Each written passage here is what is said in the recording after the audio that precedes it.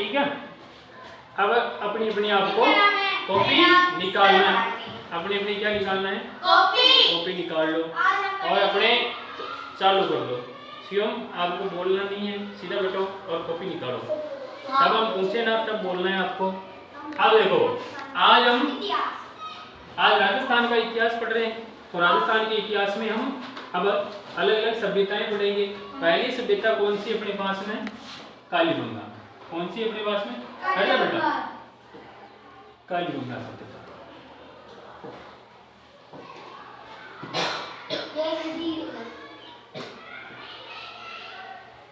कौन सी सभ्यता अपने पास में, कालीबंगा। ओके अक्षिता आप ही नीचे बैठो। अब कॉपी में आपको लिखना है कालीबंगा सभ्यता का अपने पास समय। अक्षिता इसका समय है 2350 ईस्वी पूर्व, नहीं 2350 ईस्वी पूर्व से प्रारंभ होती है और 1750 ईस्वी पूर्व तक के इसका समय है। ठीक है, ये इसका कुल समय है। कितना है, 2350 में ये चालू होती है और 1750 में ये खत्म होती है। आपको भी लिखना है केसर। अब आपको लिखना, अब इसकी जो पहले जानकारी दी थी ना, वो दी थी SP, इनका नाम था SP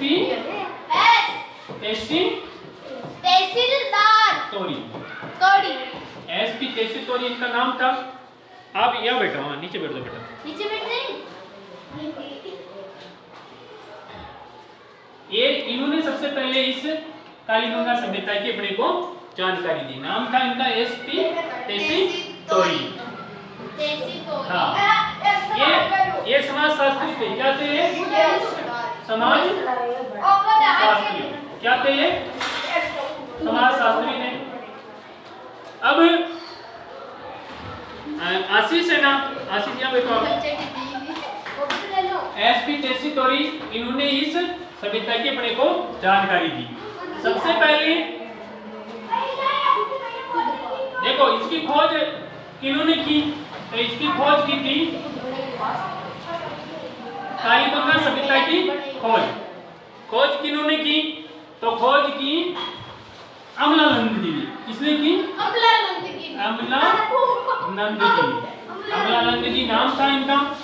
और कब खोज की, तो 1952 ईस्वी में, 51 मानते हैं, 1951 ईस्वी में अमलानंद जी ने इनकी खोज की थी। आपको सिर्फ जो लिखाया जाए उसके बारे में उसको आपको लिखना है, शांति से समझना है। जब हम पढ़ाई करने के लिए बैठे हुए हैं तो अपने को पढ़ने के ऊपर ध्यान रखना है। बाकी चीजों का जैसे मखौल उड़ाना ये चीज नहीं होनी चाहिए। अपने को इन चीजों को याद करना है, याद करेंगे तो अपने काम आएगी। इसलिए आपको शांति से कक्षा में बैठ के पढ़ाई पे ध्यान रखना है। जो पढ़ाई पे ध्यान नहीं रखता उसका क्या हाल होता है आप जानते हो। अगला देखो, ये कालीबंगा सभ्यता को समय कौन सा है, तो समय अपने पास में 2350 है, 2350 से 1750 के बीच में। और ये समाजशास्त्री थे जिन्होंने सबसे पहले इनकी जानकारी दी थी SP तहसीलदार ने। और खोज किसने की, तो खोज अमलानंद जी ने की थी। कब की थी, 1951 या 52 में। ये लिख लिया यहाँ तक,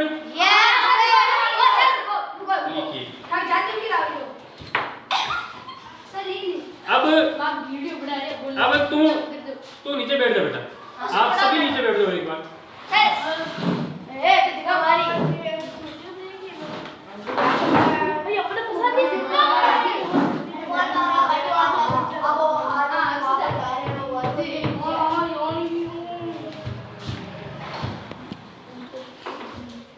ठीक है, उतार लिया ये।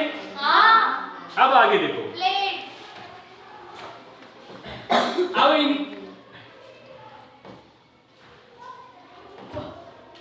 तल वाले बीच में आ गए हैं, कोई बात नहीं। अब देखो इनका जो इस सभ्यता का, कालीबंगा का उत्खनन,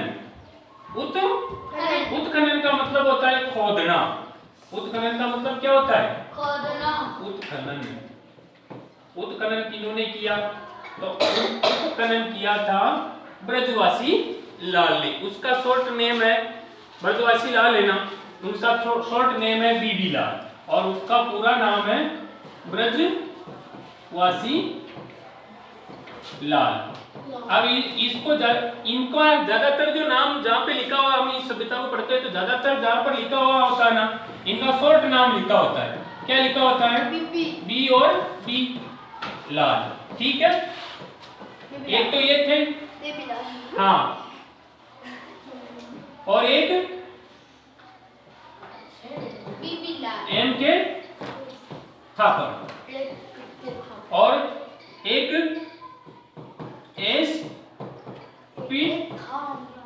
एसपी जैन। ये इनके सहयोगी थे, एसपी जैन, और एक थे एसडी खरे। ये नाम है वो उत्खनन में शामिल थे, जो ब्रजवासी लाल जिन्हें शॉर्ट में बीबी लाल कहते हैं, एस के थापर ये भी शॉर्ट में नाम है इनका, एसपी जैन ये भी शॉर्ट में नाम है, और एसडी खरे। एक श्रीवास्तव जी थे। कौन थे? श्रीवास्तव जी।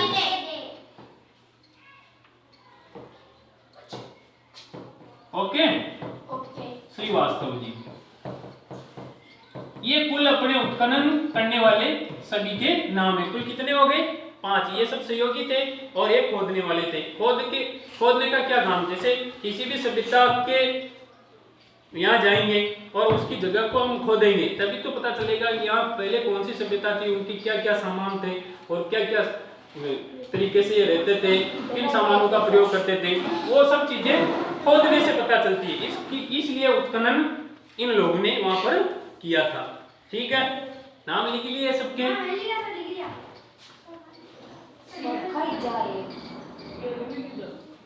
ओके, अब इसके जो बच रहे हैं वो बाद में लिख लेना। अब आगे देखो, हाँ, अब ये जो सभ्यता थी ना, इसके मुख्य बिंदु ये हैं, आप साथ में लिख भी सकते हो। यह सभ्यता नगरीय प्रधान थी। क्या थी? नगरीय प्रधान थी। इसका मतलब है कि उस समय के जो लोग, कालीबंगा सभ्यता के जो लोग हैं, अब कालीबंगा सभ्यता कहाँ है ये पूछ रहे हो? कहाँ है? तो ये हनुमानगढ़ जिले में। कहाँ है? हनुमानगढ़ जिले में। ये कहाँ पर है अभी? किस जिले में है? तो हनुमानगढ़ जिले में है कालीबंगा सभ्यता। ओके, समझ में आ गया? कहां पर है जो समझ में आ गया? हनुमानगढ़ में। यह सभ्यता क्या थी? नगरीय प्रधान सभ्यता। अगर नगरीय प्रधान सभ्यता होगी तो अब नगर जैसे शहर है, शहर है तो चौड़ी सड़कें होगी कि नहीं होगी? तो इसमें सड़कें क्या थी? सड़कें क्या थी? चौड़ी थी। ओके, सड़कें चौड़ी थी तो इसकी कितनी मोटाई थी? तो लगभग 7.1 मीटर चौड़ी थी। कितनी थी? चौड़ी थी। और ये जो सड़कें है ना, समकोण पर काटती थी। किस पे काटती थी? समकोण पर काटती थी। अब समझ में आ गया? समकोण पे काटती थी। नीचे बैठ जा बेटा। वहां की जो सभ्यता नगरीय प्रधान थी, नगर होने के कारण क्या सड़कें चौड़ी होनी चाहिए, तो वहां की सड़कें चौड़ी थी। कितनी चौड़ी थी? 7.1 मीटर चौड़ी थी। तो वहां पर जो सड़कें थी ना, समकोण पर कैसे काटती थी? जैसे नगर बसा हुआ है, ये नगर है, तो अब इधर और बसा हुआ तो ये जो सड़कें समकोण पे रहेंगी। समकोण का मतलब क्या होता है? 90 डिग्री होता है, नहीं होता? तो इधर से आने वाली सड़कें जैसे ऐसे नहीं थी। इधर देखो बेटा, ये हर कहीं से काट रही, ऐसी नहीं थी। कैसी थी? ऐसी समकोण वाली सड़कें थी। ठीक है, कहाँ की बात हो रही है? कालीबंगा सभ्यता कहाँ है? कहाँ है? हनुमानगढ़ जिले में, जब हनुमानगढ़ जिला अलग बनाना तब हनुमानगढ़ जिले में आ गई। पहले जब अपना एकीकरण हुआ था तब ये गंगानगर जिले में थी ये सभ्यता। ठीक है, ओके। अब आगे लिखें। अब इसकी प्रमुख विशेषता क्या है? तो प्रमुख विशेषता है इसकी, यहाँ पर 7 अग्नि वेदिकाएं मिली है। क्या मिली है? 7। देखो इधर देखो बेटा, आपस में मत बोलो। 7 अग्नि वेदिकाएं मिली।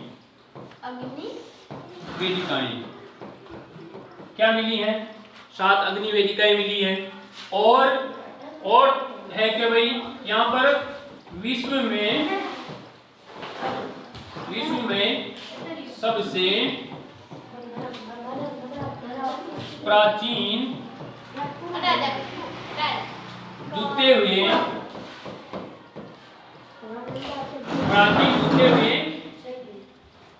खेतों का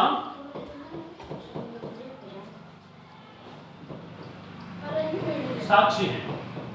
अब समझ गया? अपने खेतों को जोतते हैं कि नहीं जोतते हैं?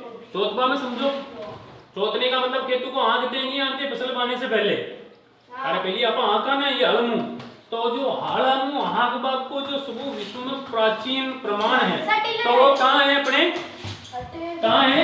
इस कालीबंगा सभ्यता में। कहाँ है? खुशबू तो इधर आ बेटा।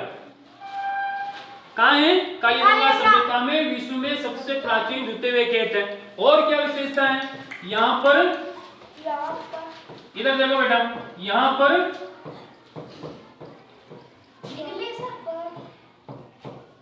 दो फसलें एक साथ बोते थे। अभी हम गेहूं और जौ को एक साथ बोते हैं क्या? अलग अलग खेतों में बोते हैं। ये एक साथ बोते थे, दो फसलें एक साथ बोते थे। कौन कौन सी? तो भाई गेहूं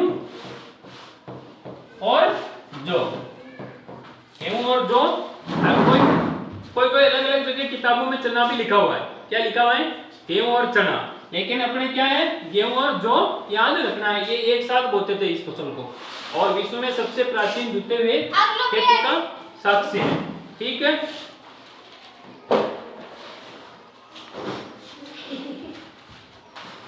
अब एक और यहाँ पर क्या मिला है? भूकंप का साक्ष्य। किसका मिला है? भूकंप का साक्ष्य मिला है। ये जो सभ्यता नष्ट हुई है ना, ये कोई यूं सोचते हैं कि ये भूकंप से नष्ट हुई होगी। अब एक और दूसरी इसकी विशेषता है कि इस सभ्यता में 2 टीलों पर खुदाई हुई है। किसमें खुदाई हुई है? अक्षिता बैठे बेटा। 2 टीलों पर खुदाई हुई है। कितने टीलों पर खुदाई हुई है? 2 टीलों पर खुदाई हुई है। अब ये जो दोनों टीले हैं ना, जो 2 टीलों पर खुदाई हुई है, ये दोनों टीले एक जैसे ये 2 टीले हैं गोल, एक गोल टीला और दूसरा गोल टीला। अब ये पूरा है ना, ये एक परकोटे से सुरक्षात्मक दीवार से घिरा हुआ था। सुरक्षात्मक दीवार से घिरा हुआ था, ऐसे नहीं था। अब इसको मैं सही बना के दिखा देता हूँ एक बार। वो क्या कि समचौरस था। ठीक है, तो अब जैसे 2 टीले हैं और एक टीला और दूसरा टीला, अब ये पूरा एक सुरक्षात्मक दीवार से घिरा हुआ था। ये है ऊंचा टीला। क्या है? ऊंचा टीला इसका नाम। और ये निचला टीला। क्या है? निचला टीला। अब इसको कहते हैं गरीबों का टीला और ये अमीरों का टीला। ठीक है, तो अब ये जो दीवार है ना चारों तरफ की, ये 250 मीटर चौड़ी थी। कितनी मीटर चौड़ी थी? 250। और इसकी लंबी थी और चौड़ाई पूछे तो 180 मीटर लंबी थी। ठीक है, तो ये लंबी कितनी थी? 250 मीटर और इसकी चौड़ाई क्या थी? 180 मीटर। आप भी लिखो बेटा। अब इसकी मोटाई, कभी ये यहाँ पर मोटाई कितनी थी? दीवार कितनी मोटाई में थी? तो मोटाई इसकी 4.1 मीटर थी। ठीक है, अब समझ गए। इसको भी आपके बना लेना, जो ये याद रह जाएगा कि भाई इसकी लंबाई तो 250 मीटर थी, चौड़ाई 180 मीटर थी, और इसकी मोटाई, ये पूरी दीवार की मोटाई 104.1 मीटर थी। ये सबकी मीटर 4.1 मीटर मोटाई थी। ठीक है, मतलब डोली कितनी जाडी थी, तो जाडी कितनी थी 4.1 मीटर। ठीक है, सर मैं लिख दिया। हाँ, इसको एक बार बना लो। आप बना रहे हो क्या? बढ़ो। और सर इसका नाम ही नहीं। ये बड़ा खुशबू, इधर आ लो बेटा। अब देखो इसके आगे, अब इसके आगे चले तो वहां पर जो मटके मिले हैं ना, मटके मिले तो उसके ऊपर एक तो काला रंग था, काला रंग की रेखाएं थी, एक लाल रंग की रेखाएं थी, और एक सफेद रंग की रेखाएं थी। ठीक है, और एक वहां पर एक बच्चे की खोपड़ी मिली है। क्या मिली है? खोपड़ी। तो खोपड़ी में क्या हो रहा था? 6 छिद्र थे खोपड़ी में। खोपड़ी का ऊपर 6 से रहा है, माता का ऊपर 6 छेद, खोपड़ी पर 6 छेद थे। खोपड़ी में क्या थे? 6 छेद थे। ठीक है, क्या मिला था उस खोपड़ी पे? 6 छेद मिले थे। अब 6 छेद क्यों मिले? कहा भाई हमारे खोजकर्ताओं ने अनुमान लगाया कि उस पे मस्तिष्क, एक मिनट, उस पे मस्तिष्क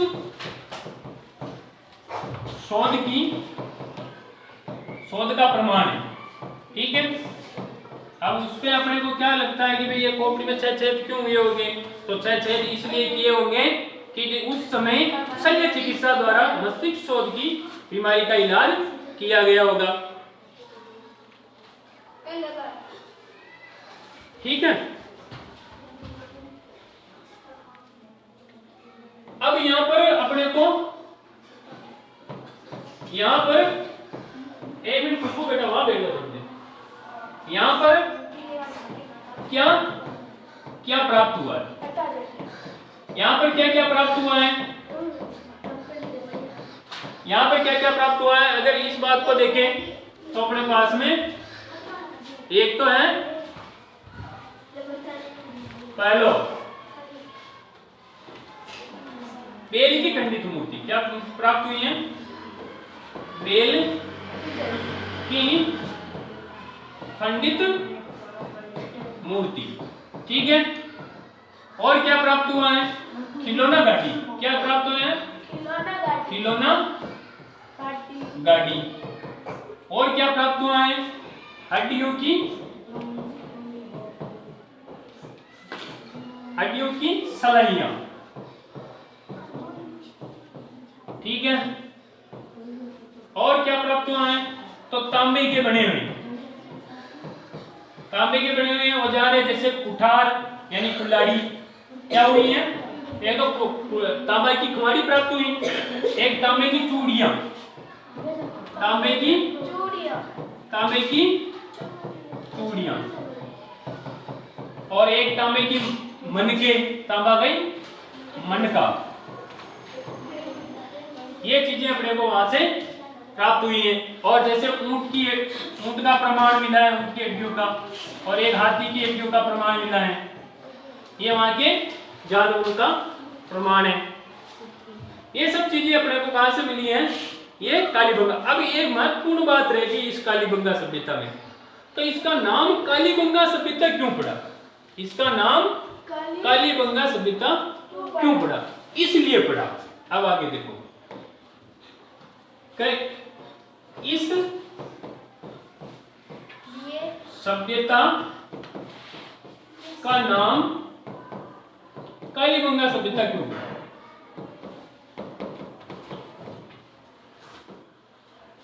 क्यों पड़ा?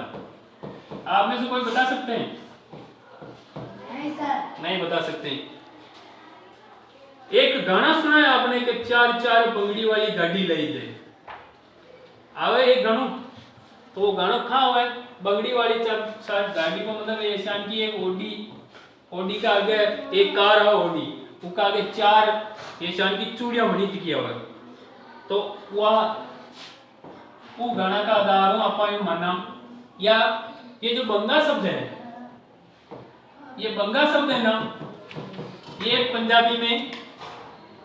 पंजाबी का शब्द है और इसका अर्थ होता है चूड़ियां क्या अर्थ होता है चूड़ियां पंजाबी में बंगा का अर्थ होता है चूड़ियां और काली आगे क्यों लगाया क्योंकि जब वहां पर खुदाई की थी तो काले रंग की चूड़ियों के टुकड़े प्राप्त हुए थे किसके टुकड़े काले रंग की चूड़ियों के टुकड़े प्राप्त हुए थे इसलिए उस सभ्यता को अपने क्या कहेंगे कालीबंगा सभ्यता बात समझ में आ गई क्या भाई कालीबंगा सभ्यता का नाम कालीबंगा क्यों पड़ा तो क्या भाई वहां पर काले रंग की चूड़ियां मिली तो चूड़ियों से क्या संबंध था क्या भाई बंगा पंजाबी शब्द है जिसको अर्थ हो है चूड़ियां इसलिए वहां पर काली चूड़ियां मिलवा का कारण इस सभ्यता को क्या कहेंगे कालीबंगा सभ्यता ठीक है समझ में आई है अब